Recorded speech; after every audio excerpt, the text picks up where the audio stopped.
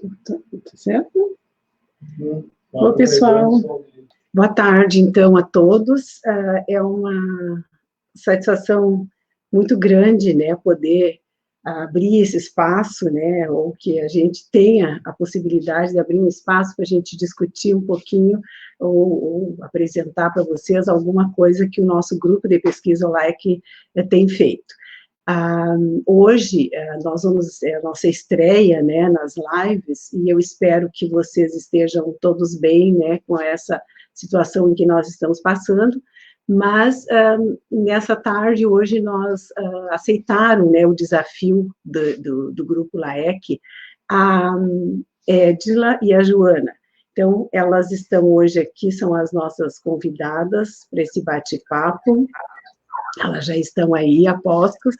Eu vejo aqui também que tem outros membros do Grupo LAEC também entraram, a Janessa, a Luana, que é dos seminários. Então, a gente espera que hoje a nossa tarde seja bem produtiva com esse bate-papo que nós vamos falar hoje. O assunto hoje do nosso bate-papo é sobre divulgação científica e sobre problemas temáticos. Então, nós vamos... eu vou abrir, né, para a Joana e para a Edila fazerem as colocações delas sobre esse assunto, e depois eu vou abrir para as perguntas, comentários, né, de vocês. Tá? Eu agradeço muito, estou muito ansiosa também, né, para iniciar essa nossa conversa, esse nosso bate-papo.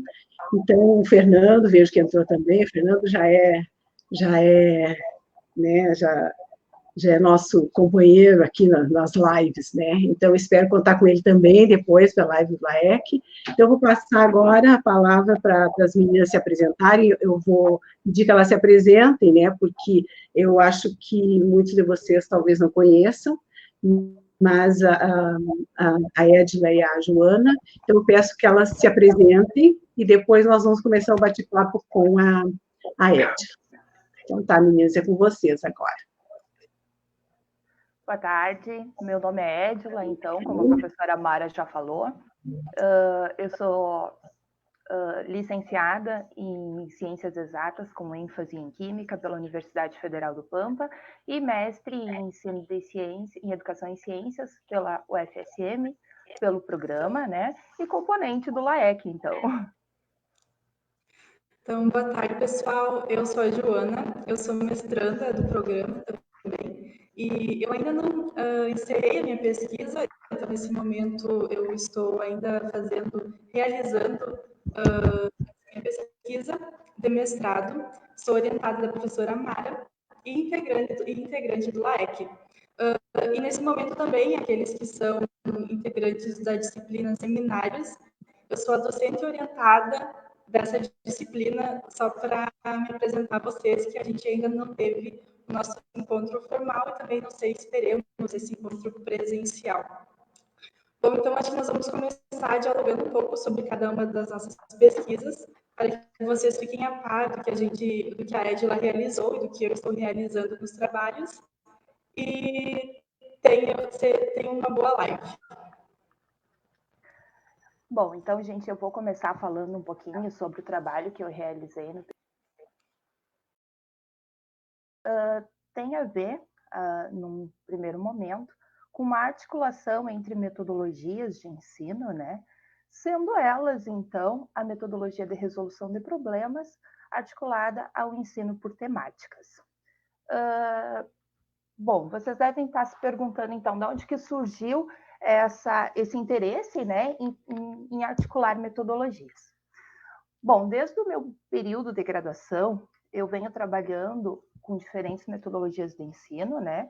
E tive a oportunidade de conhecer e estudar várias delas, sendo que me interessei por, além de muitas outras, pela metodologia de resolução de problemas.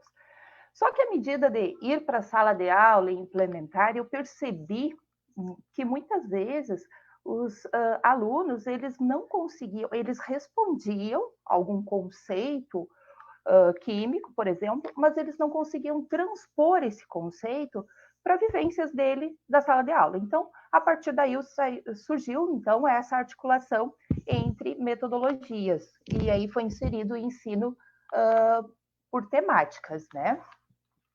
Aí, depois de algum tempo, quando eu tive a oportunidade de cursar o mestrado, eu pretendi, então, trazer essa articulação para a formação de professores. No entanto, nesse momento, era apenas uma articulação da forma como eu já havia feito.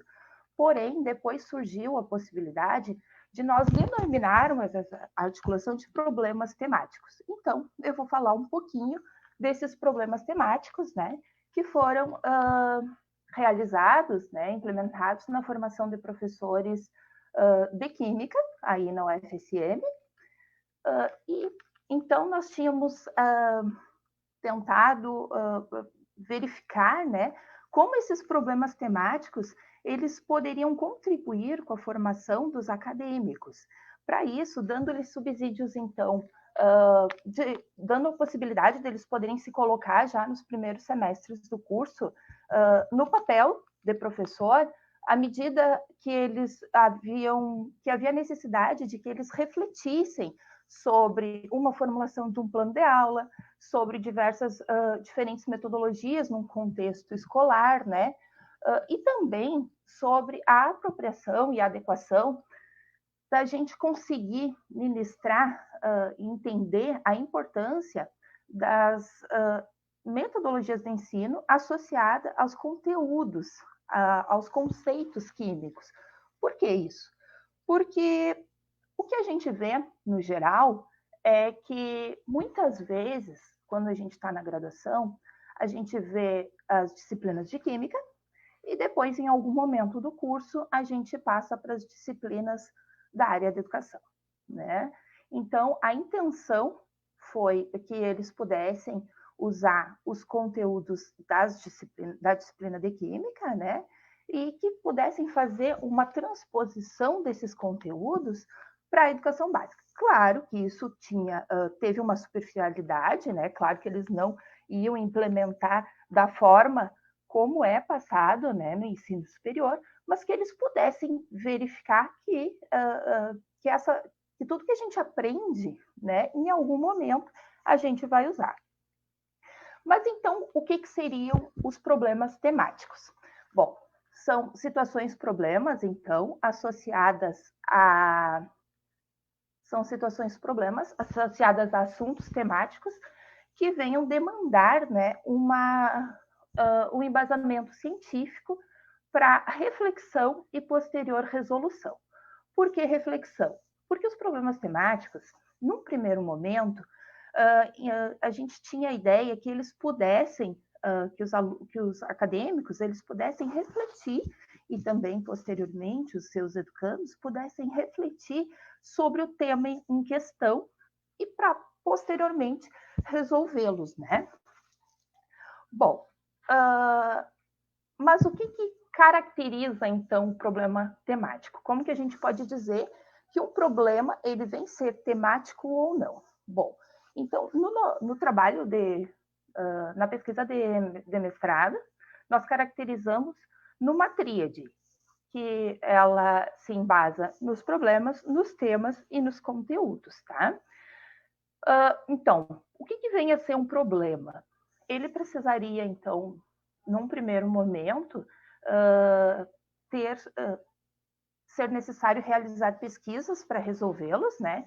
Ou seja, aqueles que os acadêmicos ou os próprios educandos não tivessem uma resolução imediata, né? Também que ele abrisse a possibilidade da busca por hipóteses de o aluno pensar, bom, se eu for para este caminho, eu vou chegar em que estratégia para resolução? E isso diferencia de outro caminho? Então, nesse sentido, né? Também que eles comporte diferentes respostas, mais de uma resposta, ou diferentes meios para que se obtenha a resolução. Além disso, ele também contempla o tema, né? Então, nós achamos relevante que ele seja permeado por um tema que esteja associado à realidade do aluno E ninguém melhor do que o professor que conhece esta realidade, né, para poder formular, elaborar questões dessa natureza. E também quanto ao conteúdo, sendo necessário, então, selecionar conceitos, né, que sejam suficientes para o entendimento da temática que se vai trabalhar, bem como para a solução dos problemas que forem elaborados. Bom, então os problemas temáticos, eles também, como outros os problemas temáticos, bem como outras questões dessa natureza, eles também têm uma classificação que se diferencia dos demais, né, justamente por eles não abordarem a taxonomia de problemas fechados. O que são problemas fechados? São aqueles que se direcionam para uma única resposta e que são semelhantes a exercícios, né? Ou seja, são aqueles que a gente pode, em seu enunciado, trazer dados ou equações, né? Então, nós não há esse embasamento nos problemas temáticos, uma vez que eles são demarcados, então, já para um campo que é embasado pela contextualização do conhecimento, né? Então, a classificação dos problemas, eles podem ser aberto ou semiaberto. Abertos seriam aqueles que não têm realmente uma única resposta, né? Ou semiabertos, que existem diferentes meios para se chegar à resolução, mas que, porém, eles se direcionam para uma resolução única. Tá? Eles podem ser teórico, prático ou ambos, teórico-práticos. Também podem ser de cunho qualitativo, quantitativo ou pequenas pesquisas. Bom, essas são algumas das características que foram trabalhadas com os acadêmicos, né? Como eu disse, esse trabalho foi desenvolvido na formação inicial de professores de química. Então, essas foram algumas características trabalhadas com os acadêmicos. E, no primeiro momento, eles tiveram que formular problemas e eu disponibilizei para eles textos de divulgação científica para que eles pudessem fazer essa formulação. A Joana vai explicar melhor depois sobre esses textos de divulgação científica, ela tem mais propriedade para falar disso do que eu, né? Mas nós achamos relevante que eles pudessem, né, começar a produzir, a elaborar essas situações, problemas, permeado por um texto, até para saber como que seriam os demais processos. Numa segunda etapa, os acadêmicos foram responsáveis por selecionar as temáticas que gostariam de ser trabalhadas, porém, foi disponibilizado e sorteado entre os grupos, então, alguns conceitos que deveriam fazer parte, então, das situações de problemas produzidas. Entre esses conceitos estavam oxirredução, estequiometria, ácidos, bases e sais, reações químicas, entre outros. E esses conceitos foram selecionados justamente porque os problemas temáticos eles foram implementados com os acadêmicos na disciplina de química analítica. E esses conceitos são a base da química analítica, né? Só que eles foram implementados na disciplina de química analítica nas horas destinadas às práticas educativas. Então, eles tinham a possibilidade de usar os conteúdos, né, da graduação e formular, então, questões para que pudesse ser transposto para a educação básica, porque esses conceitos também eles são bastante estudados, né, na educação básica. Então, a partir dessas características e desses direcionamentos, os acadêmicos eles optaram pela escolha de alguns temas que foram mineração de barragens, poluição dos rios, metabolismo corporal, também a química presente nas séries de TV e fauna e flora bucal e fauna e flora global e saúde bucal. A partir desse trabalho, então, nós podemos observar, né, que os acadêmicos, enfim, eles puderam se colocar de fato no lugar do professor, à medida que eles tiveram que refletir muito para produzir essas situações e também para produzir os planos de aula que foram solicitados. Mas eles encontraram algumas dificuldades, né, que é normal, porque eles estavam no terceiro semestre do curso de Química Licenciatura, com relação à elaboração dos problemas e também sobre algumas resistências que eles tiveram por trabalhar, né, com metodologias que eles não estavam habituados. Bom, um dos grupos que fez parte desse trabalho, ele trabalhou com o tema saúde bucal, né, e optou por levar essa temática para ser trabalhada na escola, através do PIBID, então. Então, esse grupo, ele desenvolveu um bloco com 3 questões-problemas, sendo que a primeira delas, eles traziam uma breve contextualização sobre o histórico da produção, da criação do creme dental, e perguntava e questionava, né, aos alunos lá da escola qual era por que havia flúor no creme dental, se havia alguma contraindicação do flúor, né, para o organismo humano. E no segundo problema, ele trazia uma contextualização sobre o processo de desmineralização e remineralização do esmalte dentário, tá? E solicitava que os alunos eles explicassem como ocorre, então, esse processo. Também questionava sobre o equilíbrio, que é deslocado para o lado dos reagentes, perguntando o porquê disso, e quais alimentos que auxiliam na degradação do esmalte dentário. E a terceira questão problema, ela era de cunho prático, né, onde foi solicitado que os alunos eles demonstrassem de forma experimental, né, de forma prática, o processo de erosão dos dentes, utilizando, então, materiais que fossem acessíveis a ele. É importante salientar que essas questões, tanto nessa questão prática como nas demais envolve uma ampla pesquisa, né, que é associada com um tema que eles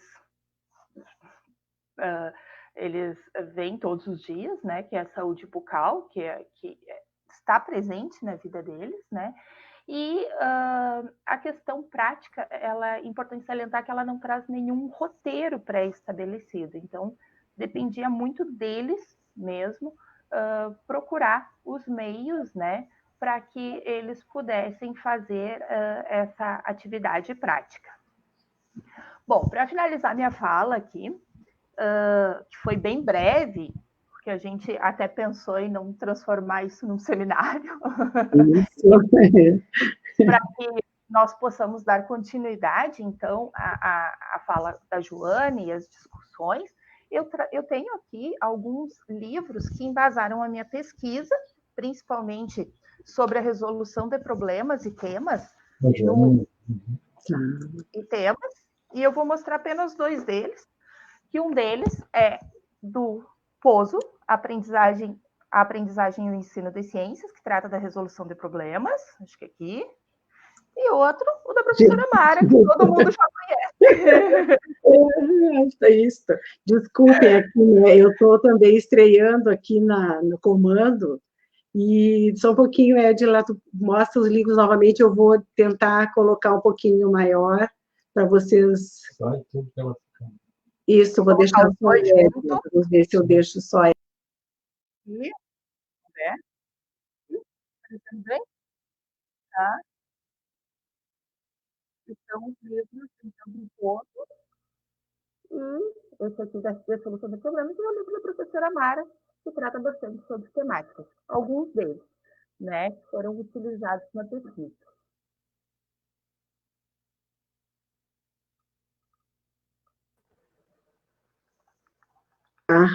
Aqui, então, algumas coisas, né, como nós estamos estreando, algumas coisas, né, a Edila ficou meia, tinha mais alguma coisa que ela gostaria de mostrar na forma de slides, aí não apareceu, mas acho que não comprometeu. A gente já tem aqui uma boa audiência, né, o pessoal tá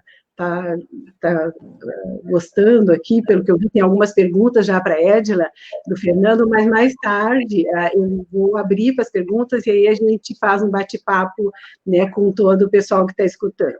A Sabrina também tem algumas coisas para colocar, e eu vou abrir agora para a Joana fazer uma colocação sobre o que ela vem desenvolvendo no seu trabalho de mestrado.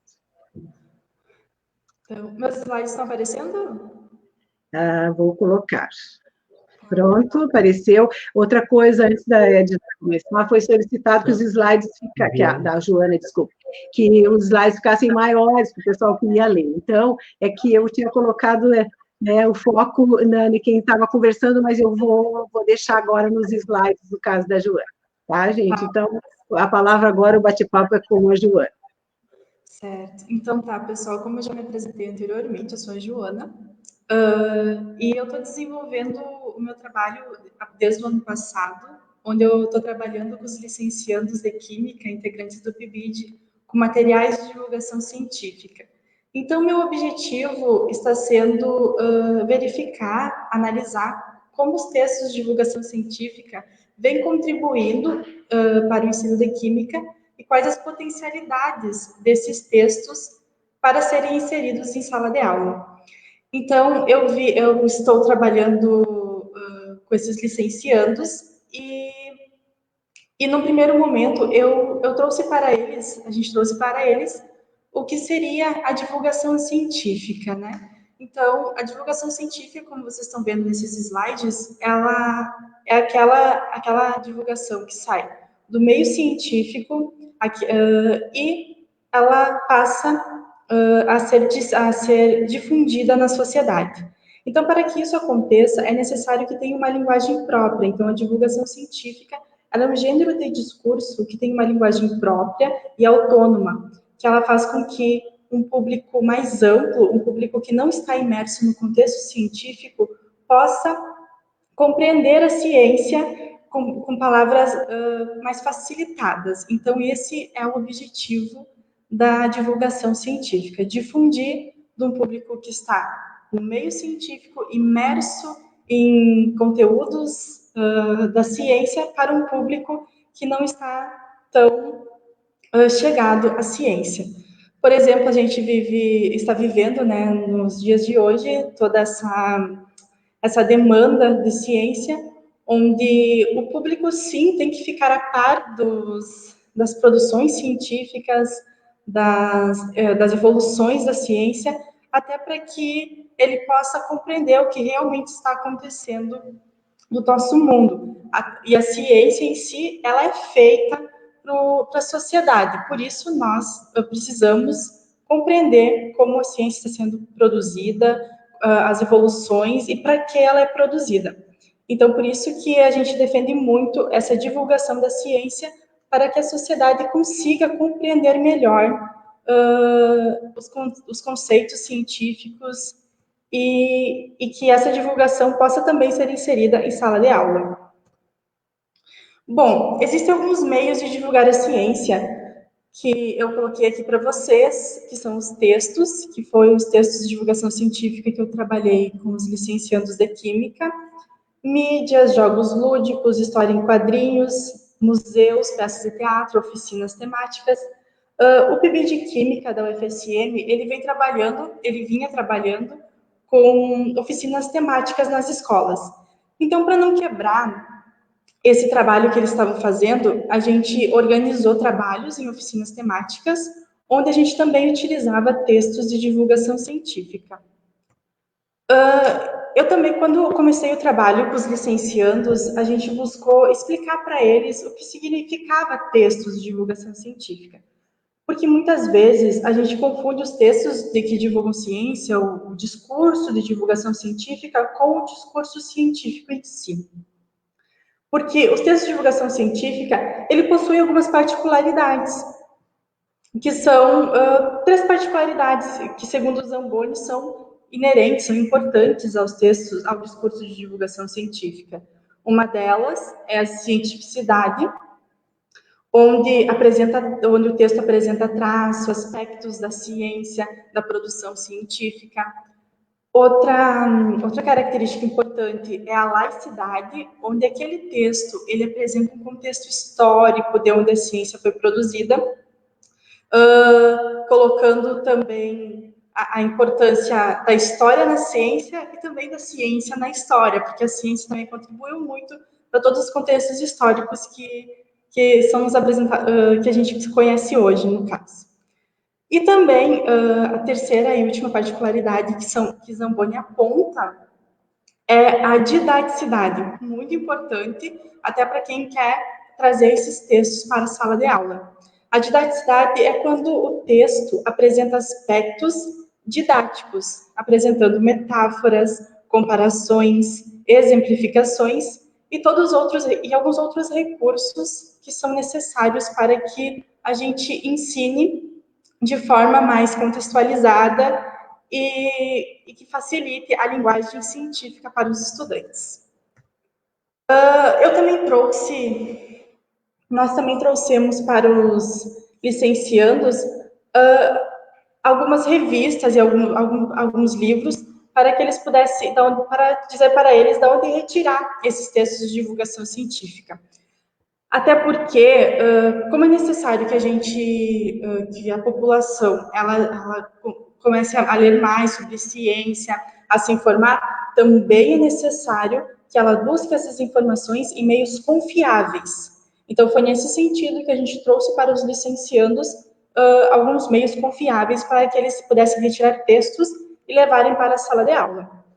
Aqui eu coloco para vocês a revista Pesquisa, da Fundação de Amparo à Pesquisa de São Paulo, Ciência e Cultura, a revista Galileu, a revista Ciência Hoje, a revista Super Interessante, a Scientific American, o Jornal da Ciência e Consciência. Aqui são alguns exemplos de sites e revistas que vocês podem retirar textos de divulgação científica, tá? Que eu gostaria de lembrar que é diferente do gênero do discurso científico em si. O de divulgação é diferente do discurso científico. Que o discurso científico ele acaba sendo mais hermético, mais voltado para quem compreende mais ciência, não para um público mais leigo nesse processo. E esses aqui não, esse aqui é voltado para esse público que desconhece um pouco da ciência, mas que eles vão poder entender com essa leitura facilitada. E também eu trouxe para eles alguns livros de divulgação científica. Aqui eu apresento para vocês alguns, existem vários. Os Botões de Napoleão, para quem quer ensinar moléculas orgânicas, a orgânica está bem presente nos Botões de Napoleão. A Colher que Desaparece, apresenta vários metais da tabela periódica. O Sonho de Mendeleev também apresenta a tabela periódica. E dentre vários aqui eu trouxe uns 6 de Química para mostrar para vocês. E aqui eu tenho Alice no País do Quanto, Cosmos, também voltado mais para a Física. O Gene Egoísta, Evolução, de Richard Dawkins, mais voltado para a Biologia. Mas existem muitos outros que vocês podem achar com uma linguagem mais acessível e mais facilitada para a gente compreender a ciência. Bom, vale destacar, pessoal, que os textos de divulgação científica, eles não foram feitos para serem aplicados em sala de aula. Então, eles não foram feitos. Mas, cabe a nós, professores, adaptá-los, usar metodologias diferenciadas para inseri-los em contexto escolar, até porque eles possuem essa linguagem acessível e possuem assuntos pertinentes e motivacionais para serem utilizados para aprender conceitos científicos. Então, com essa intenção de inserir os textos de divulgação científica em sala de aula, a gente, e também trabalhar com os PIBidianos, a gente considerou necessário inserir nessa formação inicial de professores, antes de ir para o ensino básico com eles, no sentido de ampliar essa formação desse futuro professor, para que ele se constituísse como leitor e, posteriormente, pudesse levar essa prática para a sua aula.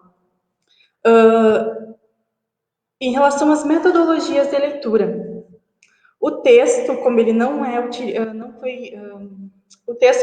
foi feito para ser utilizado em sala de aula, né, em contexto formal de ensino, é necessário que o professor adapte o texto, também reveja ele para que não ocorra equívocos ou obstáculos epistemológicos que possam surgir da leitura do texto, até porque todos os textos que a gente for levar para a sala de aula, até mesmo dos livros didáticos, nós temos que ter esse cuidado, porque ao levá-los, eles podem ter esses equívocos conceituais, e uma coisa importante também é a metodologia de leitura. A gente tem que utilizar metodologias diferenciadas.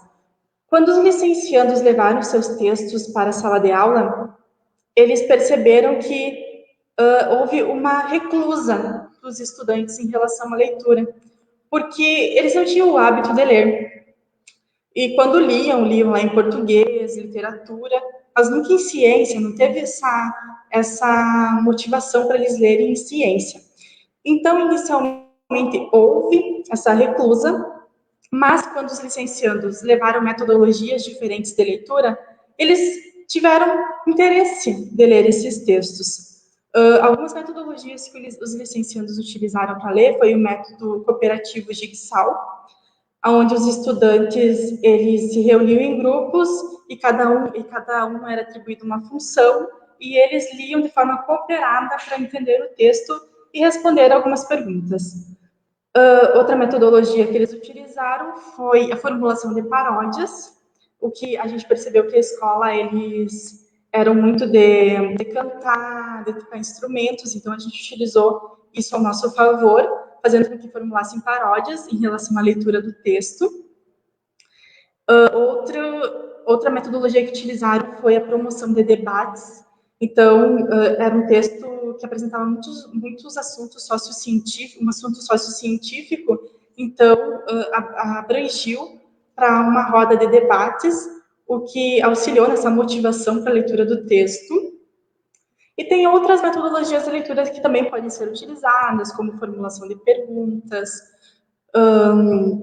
mapas conceituais, dentre outras formas que podem ser utilizadas, fazer um poema.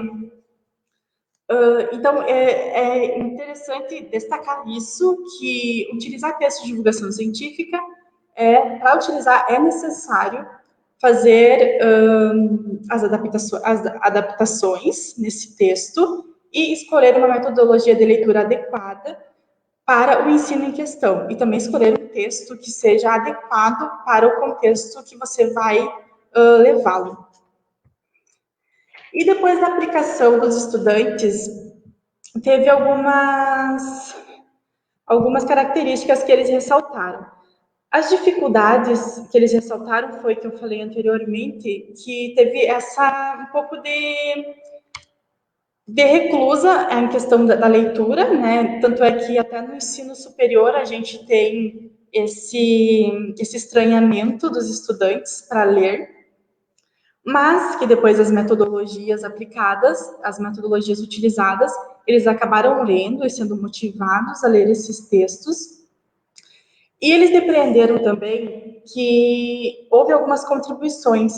Então, quer dizer que os textos de divulgação científica têm grande potencial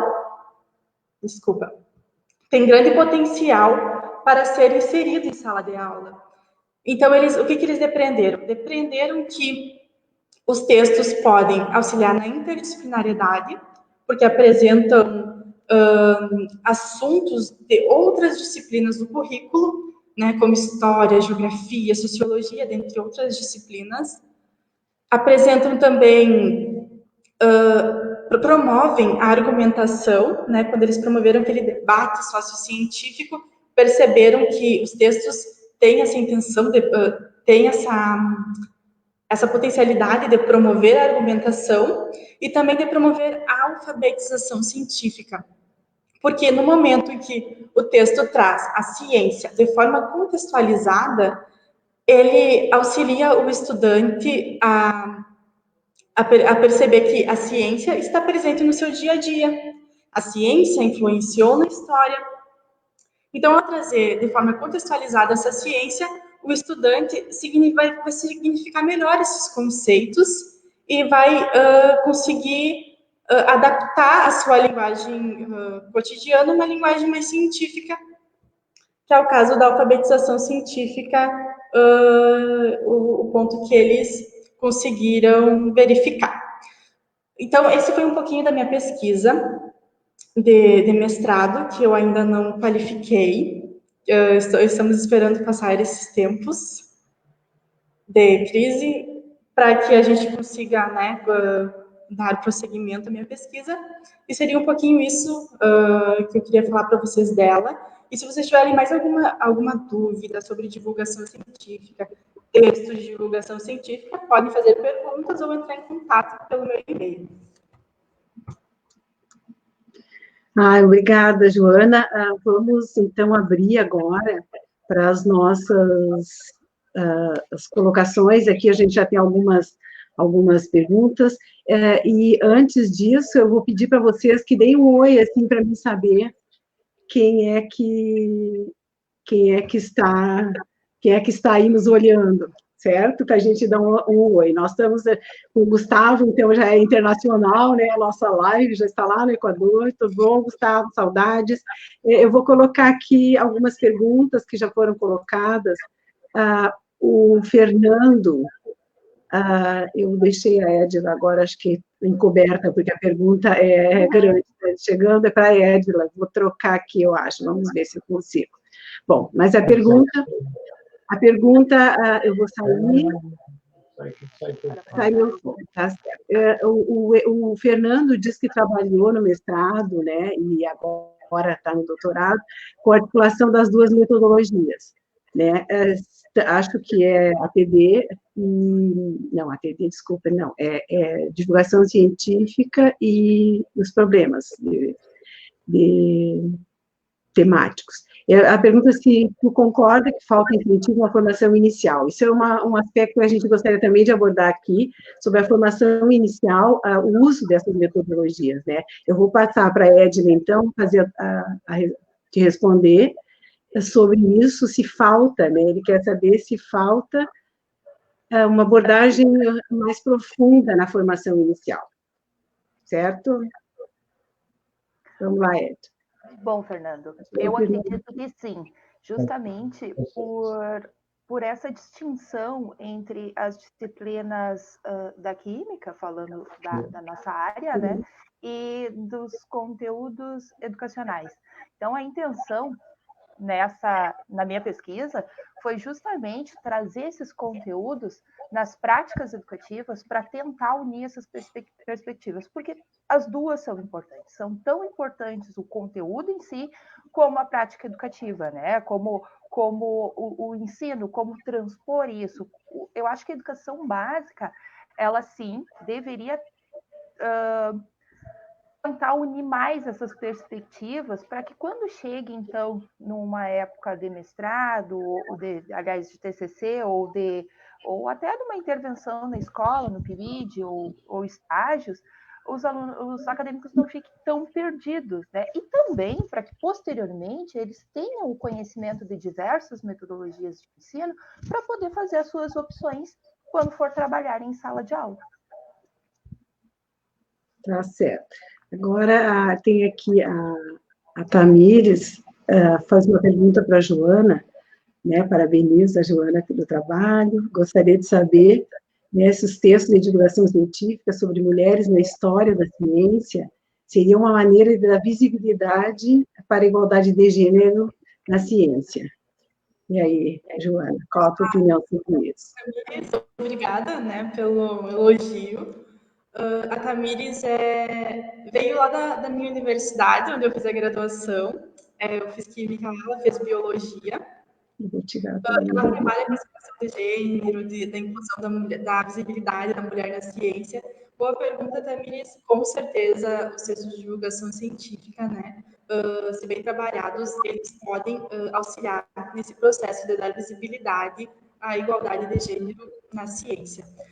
Até porque nós mulheres, a gente tem tentado ganhar nossa visibilidade nesse meio há muito tempo, né? A gente tem até a pessoa lá da literatura, as mulheres, elas escreviam livros, escreviam comentários e assinavam com nomes masculinos para que não fossem julgadas pelo que escreveram.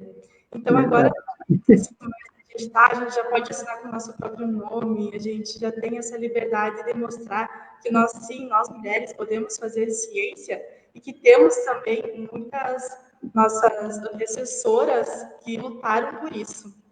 Então, existem, sim, textos de divulgação científicas que engrandecem essa mulher na ciência. Tem textos que falam da Marie Curie, no contexto da química, né, falando da química. Tem uma outra cientista chamada Joana, que também existe um texto que fala sobre o percurso dela na ciência e também os obstáculos que elas enfrentaram para conseguir esse mérito que agora elas têm.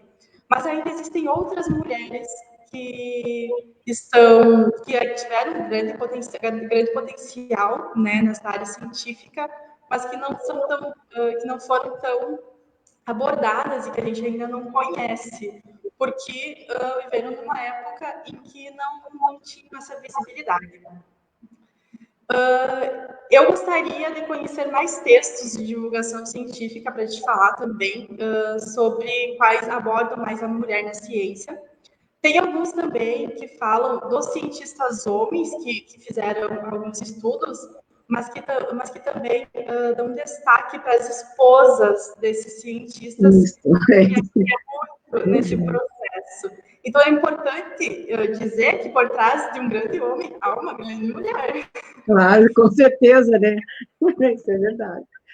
Então, seria isso, Tamires. Qualquer coisa, a gente pode dialogar melhor sobre. Tá certo. Agora, a Sabrina fez uma pergunta aqui para Edna, deixa eu colocar a Edna em ação aqui. A Sabrina quer saber, Edna, se os temas que eram aqueles temas que tu usaste eram demandas da escola, como o que tu deste o exemplo aí, como a saúde bucal. E se a necessidade que os professores perceberam ou foi escolhido para dar conta do conteúdo, né? Eu acho que tu pode explicar sobre essa escolha dos temas do teu trabalho. Nenhum e nem outro, porque a temática foi escolhida pelos acadêmicos ainda no processo de elaboração dos problemas temáticos, e nesse momento eles não tinham conhecimento dos conteúdos que seriam sorteados. Mas não era uma demanda na escola, até porque era uma questão mais acadêmica, foi formulado na UFSM, no trabalho desenvolvido. Posteriormente, sim, a partir do momento que foi conversado com a direção da escola, as meninas que faziam parte deste grupo, foi interesse da escola, mas não para dar conta de um conteúdo, até porque nós estávamos no final do ano, então foi mais pela temática em si, né, que foi sugerido que levasse para a escola. Mas uma coisa que é bem relevante enfatizar, e a pergunta da Sabrina é bem relevante, porque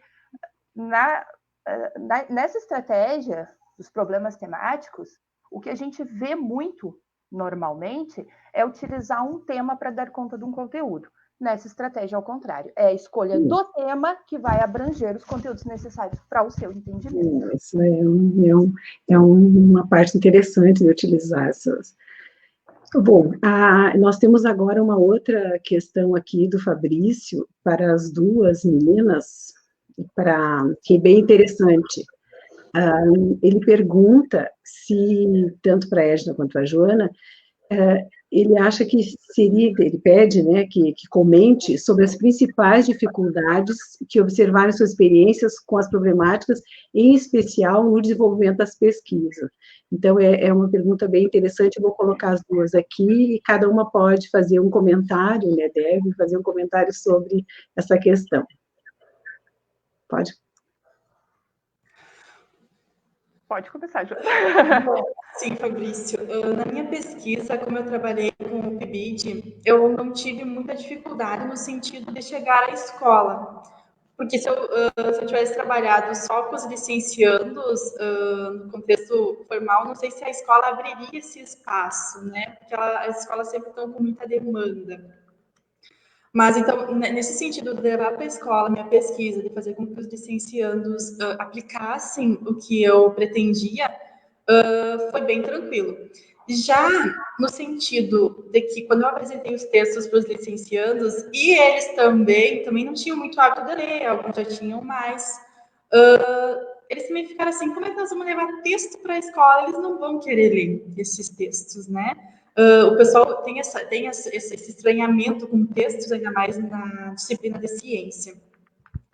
Mas daí, quando eu conversei com os licenciandos, a gente elaborou, adaptou esses textos para não ficarem tão extensos, e também organizamos, junto com as oficinas temáticas deles, para que motivassem os estudantes a ler, e organizamos metodologias de leitura, os licenciados ficaram mais seguros para levar esses textos para a sala de aula. Então, ao levar esses textos para a sala de aula, ainda notaram esse estranhamento, mas quando utilizaram essas metodologias de leitura que a gente conversou muito antes de ir para a sala de aula, a gente teve muitas apresentações com os licenciados, se organizamos muito bem para que pudéssemos ir para a sala de aula confiantes daquele nosso trabalho e aplicar para os estudantes, que com certeza teriam essa reclusa pela leitura. Então, quando eles aplicaram, os estudantes, eles interagiram. Então, esse foi uma coisa que os licenciandos ficaram muito admirados, porque eles interagiram com o texto, eles quiseram ler o texto por causa dessas metodologias utilizadas. Então, há sim dificuldades na pesquisa, mas é por isso que a gente tem que se preparar muito bem para chegar lá e mostrar que o nosso trabalho, ele é interessante, ele vai auxiliar a ensinar esses conceitos científicos, ele vai auxiliar aos alunos conseguirem significar esses conceitos, né, e a linguagem científica. Então, a gente tem que ter certeza do nosso trabalho, ter certeza que o nosso trabalho é um trabalho bom e que, para que os estudantes também sintam essa segurança na gente e consigam, de forma mais positiva, trazer trazer de forma mais positiva a parte... Tá certo. Isso, é interessante. A Fábia que faz um comentário que ela fez uma experiência, né, com os alunos do terceiro ano, com o estudo da radioatividade, e usou um artigo, e após que eles adoraram, né? Então, isso né, vem de encontro ao que a gente está falando, que a gente precisa utilizar esse tipo de estratégia, mas também é uma coisa que eu gostaria que tanto a Joana quanto a Ângela comentassem sobre na formação inicial, a importância, né, que elas observaram. Eu vi aqui que a Paola estava, né, que são algumas dos estudantes que estão cursando o curso de Química, que fizeram parte do trabalho da Edila, e também a Joana me auxiliou no PIBID com elas, a importância na formação inicial, ou seja, quando eles estão se preparando para a docência, que eles já tenham conhecimento sobre essas metodologias, né, e pensem sobre isso.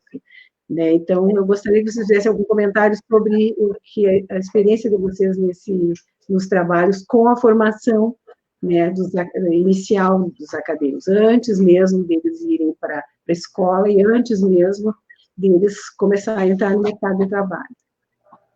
Bom, eu percebi, então, eu acho que, na verdade, foi mais relevante para a minha formação, com certeza para eles também, mas para mim foi bem interessante, né? Mas a gente percebeu que alguns grupos, eles foram além do que a gente imaginava. Vou voltar um pouquinho, só para responder a pergunta do Fabrício, que eu não falei também. Sim. Sobre as dificuldades. Nós estamos com 50 e poucos minutos, né? Eu achei que daqui a pouco nós vamos ganhar, mas... Então, Fabrício, sobre as dificuldades, eu notei uma certa resistência dos acadêmicos, de alguns deles, em trabalhar com pesquisa. Por quê? Porque foi necessário, né, que eles formulassem as situações problemas. E, nesse sentido, eles também teriam que pesquisar para poder articular, né, os temas, né, e eu notei uma certa resistência com isso. Mas isso, agora respondendo a pergunta da professora Mara, também, né, além de ser uma das dificuldades, mas eles também auxiliam muito, né, para nós, como professores, para saber os limites que a gente pode adotar e até onde a gente pode ir, e a importância desse trabalho para a formação inicial, porque é relevante realmente que eles tenham um conhecimento não só de problemas temáticos, de resolução de problemas ou de textos de divulgação científica, mas que eles tenham um leque amplo de possibilidades para que, quando eles possam ir para a sala de aula, eles possam escolher e adaptar da forma que melhor se encaixar no contexto da escola, qual metodologia seria melhor para que eles utilizem, né? Então, aqui eu estava colocando algumas mensagens, né, que foram colocadas, né, nós temos vários colegas que estão distantes, essa é eu acho que a grande vantagem, né, da gente conseguir encontrar as pessoas dessa forma. Então, eu estou muito, muito contente de poder ter contato com vocês, com a Edna e com a Joana. Acho que nós estamos nos encaminhando para o final dessa nossa live. Eu estou desafiando todos os outros componentes do nosso grupo para que a gente possa fazer mais discussões, né, do que a gente tem pesquisado, da nossa pesquisa. Deixa eu ver quem mais aqui está entrando, antes da gente... O Renato Zan, deixa eu ver aqui, nós tivemos uma boa audiência, né, o pessoal de longe, do outro lado, né, temos internacional, o Fernando diz que São CP internacional, nós temos lá o pessoal de Lajeado, a Vânia, olha só, a Vânia também entrou, então a Vânia lá em Rondônia, a Vânia está dizendo, né, que Rondônia também é quase internacional. Então, eu passo agora para a Edna e para a Joana, a Arlete, olha só, a Arlete também. Que bom poder contar com vocês, e que bom a gente poder, nesse momento, né, que todo mundo está apreensivo, né, com esse vírus nos rondando, que a gente consiga fazer uma discussão legal e que tenha, assim, o apoio do Grupo LAEC. Então, eu vou deixar a Edna e a Joana darem um tchauzinho, e para nós encerrarmos, eu agradeço muito a todos vocês, espero que a gente tenha conseguido passar um pouco do que a gente tem desenvolvido, que tem trabalhado nas nossas pesquisas no Grupo LAEC. Eu sou muito orgulhosa desse grupo, continuo cada vez mais, e eu espero que na próxima live, né, a gente já possa anunciar essa semana ainda. Bom, gente, então, eu queria agradecer, sei que talvez tivesse muito mais comentários, que nós poderíamos ficar discutindo vários dias aqui, mas qualquer dúvida, o trabalho está publicado, então, no site do PPG, na biblioteca também, e qualquer dúvida pode entrar em contato também. Obrigada. Então, pessoal, eu gostaria de agradecer a todos. Eu gostaria de agradecer principalmente a professora Mária e a Edna pelo nosso diálogo. E a todos que nos escutaram e participaram, dando suas boas vibrações e dando seus comentários, nos parabenizando e mandando suas questões, suas perguntas. Aos professores, aos meus colegas, aos alunos do seminário. Então, obrigado por tudo, pessoal. Tchau, até a próxima. E qualquer coisa, podem entrar em contato com a gente. Tá certo, gente. Então, eu agradeço as meninas novamente por se disporem, né, numa tarde, agora começou a esfriar aqui no sul, aqui eu tenho várias pessoas, desculpem os que eu não consegui, o Leandro, né, eu espero que o Leandro, e também hoje à tarde, falando sobre as mulheres, né, na ciência, hoje à tarde, agora às 17 horas, tem uma live o professor Adriano de Coculo vai moderar, né, e é sobre as mulheres na ciência, é interessante. Então, eu estou aqui fazendo a propaganda para eles também.